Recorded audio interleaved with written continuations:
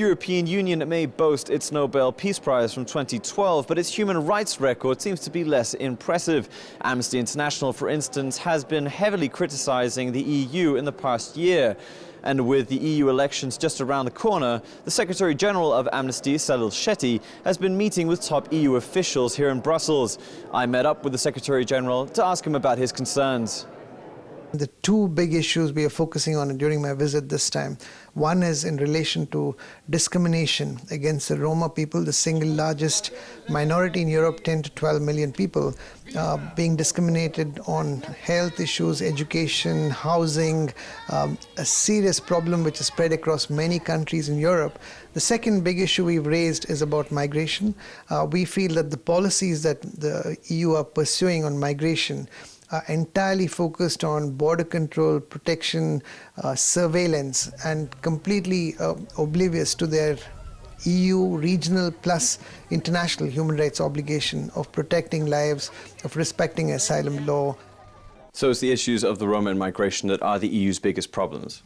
I'd say, there's a third issue which I probably should mention, which is the issue of the secret detention centers which are linked to the CIA's extraordinary rendition program. And EU politicians agree. MEP Barbara Lochbihler, for example, who is the chair of the Human Rights Committee, says the EU is not doing enough. I asked her if she's confident of future change. I'm not too optimistic because I clearly see what happens at our external borders. Even after the catastrophe of Lampedusa, we saw and heard a lot of sadness and empathy, but in real terms, political will didn't change, and so we have a task force with nearly nothing new. One of the main factors behind Lochbihler's lack of optimism is the EU's inability to force some policies on member states, a point that think tank European Policy Centre is also keen to point out. The problem is, will Amnesty International be heard by those who are in charge of adopting the rules and implementing them, i.e. the member states? So what do you think will happen next? Well, what will happen next will be the usual EU process, meaning that the European Commission is now in an ending mode.